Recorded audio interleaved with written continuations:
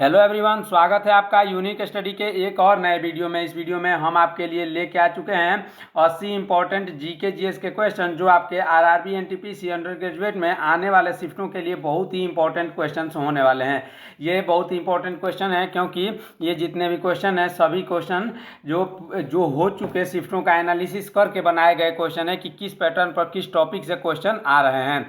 Same उसी topic उसी pattern से रिलेटेड क्वेश्चन होने वाले हैं, तो एक भी क्वेश्चन मिस मत करिएगा। ये क्वेश्चन बहुत ही इंपॉर्टेंट क्वेश्चंस होने वाले हैं। तो चलिए शुरू करते हैं अपने पहले क्वेश्चन के साथ। हमारा पहला प्रश्न है 1210 ईस्वी में पोलो खेलते समय किस शासक की मृत्यु हुई थी। इंपॉर्टेंट क्वेश्चन है। इसका सही आंसर होगा ऑप्शन नंबर बी, यानी कुतुबुद्दीन ऐबक की मृत्यु हो गई थी पोलो खेलते वक्त। अगले क्वेश्चन की तरफ बढ़ते हैं। हमारा अगला क्वेश्चन है पंजाब केसरी के नाम से किसे जाना जाता है। पंजाब केसरी के नाम से जाना जाता है लाला लाजपत राय को। Option number B, Lala Lajpat Rai इसका बिल्कुल सही जवाब हो जाएगा।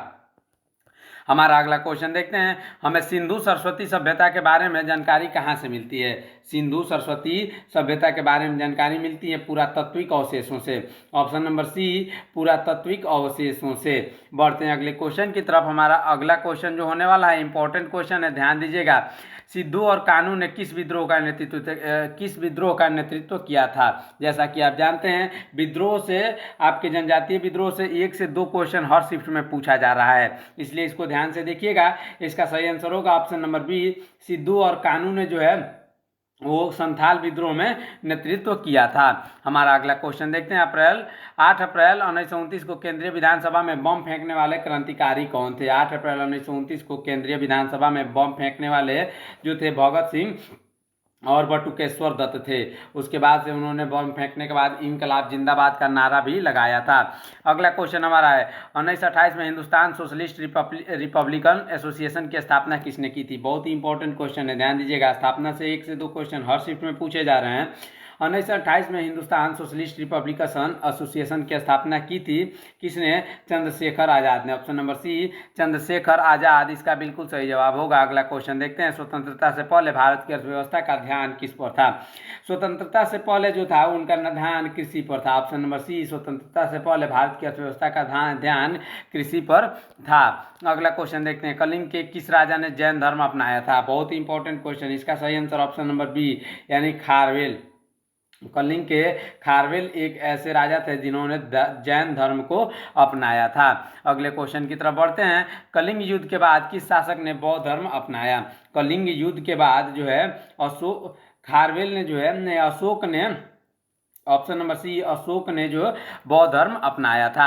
अगला क्वेश्चन देखते हैं। थार रेगिस्तान के दक्षिण में कौन सा भारतीय राज्य स्थित है। थार रेगिस्तान के दक्षिण में जो है वो गुजरात स्थित है। ऑप्शन नंबर ए, गुजरात इसका बिल्कुल सही जवाब हो जाएगा। अगले क्वेश्चन की तरफ बढ़ते हैं। हिमाचल प्रदेश में किस स्थान पर चंद्र और भागा नदियां मिलकर चेनाब नदी का निर्माण करती हैं। इसका सही आंसर होगा ऑप्शन नंबर सी, यानी तांडी।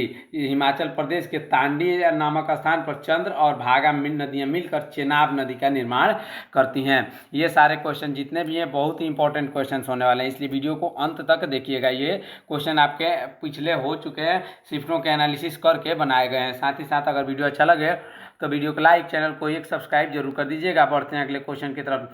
पश्चिमी हिमालय में आमतौर पर कौन सा वृक्ष पाया जाता है। इंपॉर्टेंट क्वेश्चन है, ध्यान दीजिएगा। पश्चिमी हिमालय में आमतौर पर देवदार पाए जाते हैं। ऑप्शन नंबर सी, देवदार इसका बिल्कुल सही जवाब हो जाएगा। बढ़ते हैं अगले क्वेश्चन की तरफ। हमारा अगला प्रश्न जो है निम्नलिखित में से कौन सा सिंधु नदी प्रणाली का हिस्सा नहीं है। सिंधु नदी प्रणाली का हिस्सा गोदावरी नहीं है, जिसे भारत का दूसरी सबसे लंबी नदी कहते हैं। गोदावरी जो है सिंधु नदी प्रणाली का हिस्सा नहीं है। अगला क्वेश्चन देखते हैं। एक निश्चित जंगल में पाए जाने वाले घास के मैदान को क्या कहा जाता है। इसका सही आंसर होगा ऑप्शन नंबर ए, यानी सवाना। सवाना कहा जाता है एक निश्चित जंगल में पाए जाने वाले घास के मैदान को। अगला क्वेश्चन देखते हैं। हमारा अगला क्वेश्चन है भारत का पहला सौर शहर कौन सा है। भारत का पहला सौर शहर है Gandhinagar. Option number A, Gandhinagar. अगला क्वेश्चन की तरफ बढ़ते हैं। इंपॉर्टेंट क्वेश्चन है, ध्यान दीजिएगा। रेगिस्तानी मिट्टी की प्रमुख विशेषता क्या है। रेगिस्तानी मिट्टी की प्रमुख विशेषता है लवणता और क्षारीयता। ऑप्शन नंबर सी, लवणता और क्षारीयता। अगले क्वेश्चन की तरफ बढ़ते हैं। हमारा अगला क्वेश्चन है डीआरडीओ ने हाल ही में कौन सी जल आधारित रक्षा प्रणाली विकसित की है। जल आधारित रक्षा प्रणाली विकसित की है किसने, BrahMos. Option number A BrahMos नामक जल आधारित रक्षा प्रणाली विकसित की है। अगले क्वेश्चन की तरफ बढ़ते हैं। C4 पौधों में कौन सी प्रक्रिया नहीं होती है? C4 जो होती है वो प्रकाश संश्लेषण नहीं है C4 पौधों में। अगले क्वेश्चन की तरफ बढ़ते हैं। इंपॉर्टेंट क्वेश्चन है, ध्यान दीजिएगा। ग्रीन हाउस प्रभाव के लिए मुख्य रूप से कौन सी गैस जिम्मेदार है? ग्रीन हाउस प्रभाव के लिए मुख्य रूप से कार्बन डाइऑक्साइड यानी CO2 जिम्मेदार है। ये सारे क्वेश्चन इंपॉर्टेंट क्वेश्चन है, लास्ट तक जरूर बने रहिएगा वीडियो में। अगला क्वेश्चन देखते हैं। स्टील की कठोरता बढ़ाने के लिए किस तत्व का उपयोग किया जाता है? स्टील की कठोरता बढ़ाने के लिए जो है एल्यूमिनियम का उपयोग किया जाता है। ऑप्शन नंबर ए निकल का उपयोग किया जाता है। सॉरी, इसका आंसर होगा ऑप्शन नंबर ए निकल। अगले क्वेश्चन की तरफ बढ़ते हैं। हमारा अगला प्रश्न है, वेग का आयाम क्या है? यानी वेग का सूत्र क्या है? इसका सही आंसर होगा ऑप्शन नंबर बी यानी m⁻0 L T⁻⁻1। Option number B इसका बिल्कुल सही जवाब हो जाएगा। अगला क्वेश्चन देखते हैं। जीवाश्म ईंधन के जलने की प्रक्रिया को क्या कहते हैं? जीवाश्म ईंधन के जलने की प्रक्रिया को संलयन कहते हैं। ऑप्शन नंबर ए संलयन कहते हैं। अगले क्वेश्चन की तरफ बढ़ते हैं। एक फूल का नर प्रजनन अंग क्या कहलाता है? बहुत ही इंपॉर्टेंट क्वेश्चन है, इसका सही आंसर होगा ऑप्शन नंबर बी यानी नर प्रजनन अंग जो कहलाता है फूल का उसे पुंकेसर या स्टेमन कहते हैं।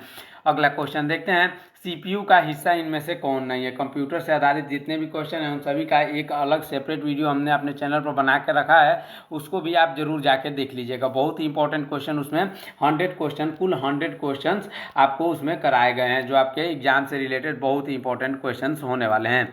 CPU का इनमें से कौन सा हिस्सा नहीं है? वो है AALU। ऑप्शन नंबर ए इसका बिल्कुल सही जवाब हो जाएगा। अगले क्वेश्चन की तरफ बढ़ते हैं। अगला क्वेश्चन है, भारतीय संविधान के किस अनुच्छेद के तहत अंतरराज्य परिषद का वर्णन है? अंतरराज्य परिषद का वर्णन है अनुच्छेद 263 के तहत। ऑप्शन नंबर ए इसका बिल्कुल सही जवाब होगा। अगला क्वेश्चन देखते हैं। भारतीय संविधान के किस अनुच्छेद के तहत बोलने और अभिव्यक्ति की स्वतंत्रता का अधिकार का वर्णन है? इसका सही आंसर ऑप्शन नंबर बी यानी अनुच्छेद 19A हो जाएगा। अगले क्वेश्चन की तरफ बढ़ते हैं। भारत के वर्तमान मुख्य चुनाव आयुक्त अगस्त 2025 में कौन है? इसका सही आंसर होगा भारत के वर्तमान मुख्य चुनाव आयुक्त कौन है? इसका सही आंसर क्या होगा आप हमें कमेंट में बताएंगे। अगला क्वेश्चन देखते हैं। किस योजना के तहत BPL परिवारों को LPG गैस वितरित की जाती है? LPG गैस जो वितरित की जाती है वो प्रधानमंत्री उज्ज्वला योजना के तहत वितरित की जाती है। ऑप्शन नंबर सी प्रधानमंत्री उज्ज्वला योजना। अगले क्वेश्चन की तरफ बढ़ते हैं। अगला क्वेश्चन जो हमारा है, एक राज्य की विधानसभा में मंत्रियों का अधिकतम प्रतिशत कितना हो सकता है? इसका सही आंसर ऑप्शन नंबर बी यानी 15% हो सकता है। अगले क्वेश्चन की तरफ बढ़ते हैं। एक लोक प्रशासन अधिकारी यानी सिविल सर्वेंट के खिलाफ कौन जांच कर सकता है? इसका सही answer option number C Lokpal या लोकायुक्त। ऑप्शन नंबर सी इसका बिल्कुल सही जवाब होगा। अगला क्वेश्चन देखते हैं। भारतीय संविधान की 12वीं अनुसूची में निम्नलिखित में से क्या वर्णित नहीं है? इसका सही आंसर ऑप्शन नंबर बी यानी पुलिस व्यवस्था हो जाएगा। ऑप्शन नंबर बी इसका बिल्कुल सही जवाब होगा।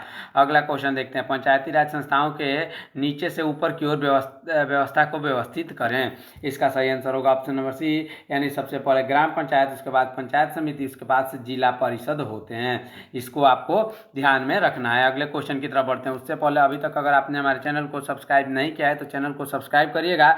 ऐसे इंपॉर्टेंट क्वेश्चन के लिए साथ ही साथ आपके हर शिफ्ट का एनालिसिस वीडियो भी आ रहा है, इसलिए चैनल को जरूर सब्सक्राइब करके रखिएगा। हमारा अगला क्वेश्चन है, अनुच्छेद 371A किस राज्य से संबंधित है? इसका सही answer option number C Nagaland से संबंधित है। अगले क्वेश्चन की तरफ बढ़ते हैं। किस अनुसूची में राष्ट्रपति, उपराष्ट्रपति, न्यायाधीश आदि के वेतन का उल्लेख है? इसका सही आंसर होगा ऑप्शन नंबर बी यानी दूसरी अनुसूची में इन सभी के वेतन का उल्लेख किया गया है। अगला क्वेश्चन है हमारा 104वां संविधान संशोधन 2020 किससे संबंधित है? इसका सही आंसर ऑप्शन नंबर सी 10 वर्षों तक आरक्षण के विस्तार से संबंधित है। ऑप्शन नंबर सी इसका बिल्कुल सही जवाब होगा। अगले क्वेश्चन की तरफ बढ़ते हैं। 102वां संविधान संशोधन जो कि 2018 में आया था किस आयोग से संबंधित है? इसका सही आंसर होगा ऑप्शन नंबर डी यानी राष्ट्रीय पिछड़ा वर्ग आयोग। ऑप्शन नंबर डी इसका बिल्कुल सही जवाब हो जाएगा। अगले क्वेश्चन की तरफ बढ़ते हैं। पुतुल नाच कठपुतली कला किस भारतीय राज्य से संबंधित है? इसका सही आंसर ऑप्शन नंबर सी यानी पश्चिम बंगाल हो जाएगा। हमारा अगला क्वेश्चन देखते हैं। कर्नाटक का पारंपरिक नृत्य कौन सा है? कर्नाटक का पारंपरिक नृत्य जो है वो कथक है। Option number B Kathak. अगले क्वेश्चन की तरफ बढ़ते हैं। मनी मैकलाई किस प्रकार की रचना है? मनी मैकलाई जो है वो रचना है पुस्तक। ऑप्शन नंबर सी एक पुस्तक है। अगले क्वेश्चन की तरफ बढ़ते हैं, ध्यान दीजिएगा, इंपॉर्टेंट क्वेश्चन है। कार्तिक आर्यन ने किस फिल्म के लिए आईफा अवार्ड 2025 में सर्वश्रेष्ठ अभिनेता का पुरस्कार जीता है? इसका सही आंसर होगा ऑप्शन नंबर सी यानी लुका छिपी। ऑप्शन नंबर सी इसका बिल्कुल सही जवाब हो जाएगा। अगले क्वेश्चन की तरफ बढ़ते हैं, 2025 में इटालियन ओपन में पुरुष एकल का खिताब किसने जीता? इटालियन ओपन में पुरुष एकल का खिताब जीता था यानिक सिनर ने। Option number D Jannik Sinner. अगले क्वेश्चन की तरफ पढ़ते हैं, उससे पहले अभी तक अगर आपने हमारे चैनल को सब्सक्राइब नहीं किया है तो चैनल को जरूर सब्सक्राइब करिएगा ऐसे इंपॉर्टेंट क्वेश्चन के लिए। हमारा 42 नंबर क्वेश्चन देखते हैं, हॉकी में मेजर ध्यानचंद खेल रत्न पुरस्कार 2025 से किसे सम्मानित किया गया है? इसका सही answer option number C Harmanpreet Singh हो जाएगा। अगले क्वेश्चन की तरफ बढ़ते हैं, हमारा अगला क्वेश्चन है, बिहार 2025 खेलो इंडिया गेम्स की मेजबानी कितने शहरों ने की? बिहार में कुल 2 शहरों ने की। ऑप्शन नंबर बी 2 शहर इसका बिल्कुल सही जवाब हो जाएगा। अगला क्वेश्चन है, भारत में पहली मेट्रो रेलवे सेवा कब शुरू की गई? इसका सही आंसर ऑप्शन नंबर सी 1984 हो जाएगा। 1984 में सबसे पहले कोलकाता में जो है मेट्रो की शुरुआत हुई थी। बढ़ते हैं अगले क्वेश्चन की तरफ, भारत और जापान के बीच धर्म गर्जियन सैन्य अभ्यास 2025 कहाँ आयोजित हुआ था?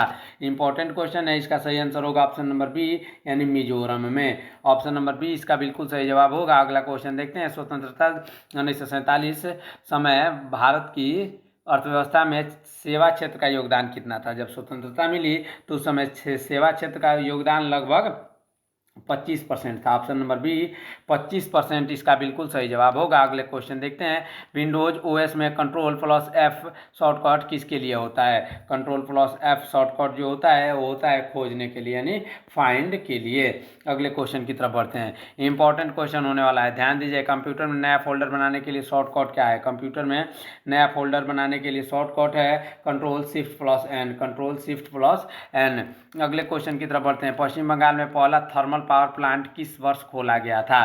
पहला थर्मल पावर प्लांट जो था वो 1959 में खोला गया था। ऑप्शन नंबर बी इसका बिल्कुल सही जवाब होगा। अगले क्वेश्चन की तरफ बढ़ते हैं, भारत का कौन सा हवाई अड्डा दुनिया के शीर्ष 10 हवाई अड्डा में शामिल है? सबसे 10 हवाई अड्डों में शामिल है वो है इंदिरा गांधी अंतर्राष्ट्रीय हवाई अड्डा दिल्ली। ऑप्शन नंबर सी इसका बिल्कुल सही जवाब हो जाएगा।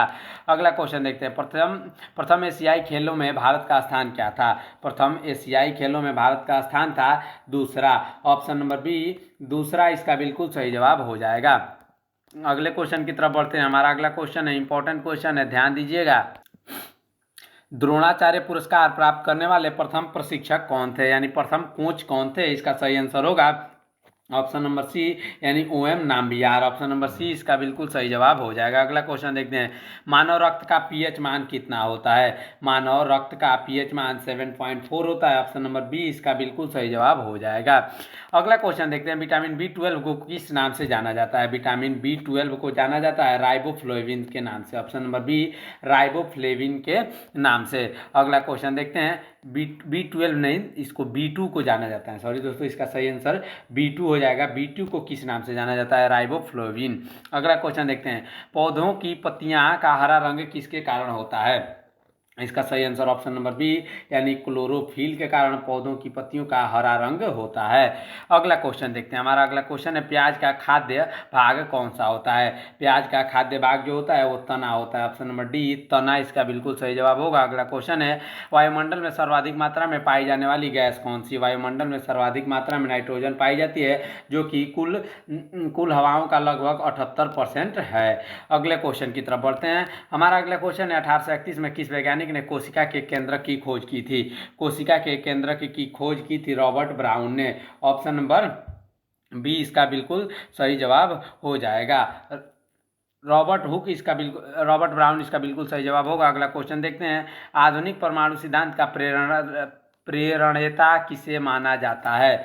इसका सही answer option number B John Dalton को माना जाता है। अगले क्वेश्चन की तरफ बढ़ते हैं, अध्यक्ष और उपाध्यक्ष दोनों की अनुपस्थिति में लोकसभा की अध्यक्षता कौन करता है? इसका सही आंसर ऑप्शन नंबर सी राष्ट्रपति द्वारा नियुक्त लोकसभा सदस्य।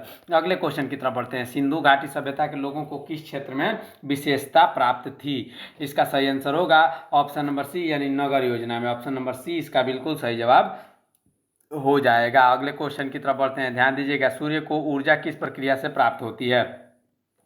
सूर्य को ऊर्जा जो प्राप्त होती है नाभिकीय संलयन से। ऑप्शन नंबर बी इसका बिल्कुल सही जवाब होगा। अगला क्वेश्चन देखते हैं, चंद्रमा पर सबसे पहले कदम रखने वाला मानव कौन थे? इसका सही आंसर होगा ऑप्शन नंबर बी यानी नील आर्मस्ट्रांग। नील आर्मस्ट्रांग इसका बिल्कुल सही जवाब हो जाएगा। अगला क्वेश्चन, उपनिषदों को किस किस अन्य नाम से जाना जाता है? उपनिषदों को जाना जाता है वेदांत के नाम से। ऑप्शन नंबर सी वेदांत इसका बिल्कुल सही जवाब हो जाएगा। अगला क्वेश्चन है, किस सुल्तान ने तांबे की मुद्रा का प्रचलन शुरू किया था? तांबे की मुद्रा का प्रचलन शुरू किया था मोहम्मद बिन तुगलक ने। ऑप्शन नंबर सी मोहम्मद बिन तुगलक इसका बिल्कुल सही जवाब होगा। अगले क्वेश्चन की तरफ बढ़ते हैं। अगला क्वेश्चन है, विश्व का जीवित सबसे भारी पक्षी कौन सा है? विश्व का जीवित सबसे भारी पक्षी जो है वो शुतुरमुर्ग है, जिसका अंडा केवल 2 से 3 किलो तक का हो सकता है। अगला क्वेश्चन देखते हैं। हमारा अगला क्वेश्चन है, दो महात्मा किन्हें कहा गया था? दो महात्मा कहा गया था किन्हें? महात्मा गांधी और लॉर्ड इरविन को। ऑप्शन नंबर सी महात्मा गांधी और लॉर्ड इरविन को जो है दोनों को महात्मा कहा गया था। अगला क्वेश्चन देखते हैं, हिंदुस्तान रिपब्लिक आर्मी के प्रमुख कौन थे? इसका सही आंसर ऑप्शन नंबर सी यानी चंद्रशेखर आजाद तो थे जो थे हिंदुस्तान रिपब्लिक आर्मी के प्रमुख थे। अगले क्वेश्चन की तरफ बढ़ते हैं, सिखों के 10वें और अंतिम गुरु कौन थे? बहुत ही इंपॉर्टेंट क्वेश्चन है, ध्यान दीजिएगा। इसका सही आंसर होगा गुरु गोविंद सिंह। गुरु गोविंद सिंह जो थे सिखों के 10वें और अंतिम गुरु थे। अगला क्वेश्चन देखते हैं, हॉटमेल ईमेल सेवा के संस्थापक कौन है? हॉटमेल ईमेल सेवा के संस्थापक जो थे सबीर भाटिया थे। Option number C Sabeer Bhatia इसका बिल्कुल सही जवाब होगा। अगला क्वेश्चन है, शाहनामा किसने लिखी थी? शाहनामा लिखी थी ऑप्शन नंबर सी फिरदौसी ने। ऑप्शन नंबर सी फिरदौसी इसका बिल्कुल सही जवाब होगा। अगला क्वेश्चन देखते हैं, इंपॉर्टेंट क्वेश्चन होने वाला है, ध्वनि की सबसे तेज किस माध्यम में संचालित होती है? ध्वनि जो है सबसे तेज जो है किस में संचालित होती है? वो होता है ठोस यानी इस्पात। ऑप्शन नंबर सी इसका बिल्कुल सही जवाब हो जाएगा। अगला क्वेश्चन देखते हैं। हमारा अगला क्वेश्चन जो है कि इंपॉर्टेंट क्वेश्चन है, लोकसभा का कार्यकाल कितने वर्ष का होता है? लोकसभा का जो कार्यकाल होता है वो होता है कुल 5 वर्ष का। ऑप्शन नंबर बी 5 वर्ष इसका बिल्कुल सही जवाब होगा। अगला क्वेश्चन देखते हैं, अंतर्राष्ट्रीय महिला दिवस किस तिथि को मनाया जाता है? इंपॉर्टेंट क्वेश्चन है, अंतर्राष्ट्रीय महिला दिवस 8 मार्च को मनाया जाता है। अगला क्वेश्चन हमारा है, संविधान सभा के अस्थायी अध्यक्ष कौन थे? संविधान सभा के अस्थायी अध्यक्ष थे doctor Rajendra Prasad. Option number C doctor Rajendra Prasad इनके अस्थायी अध्यक्ष थे।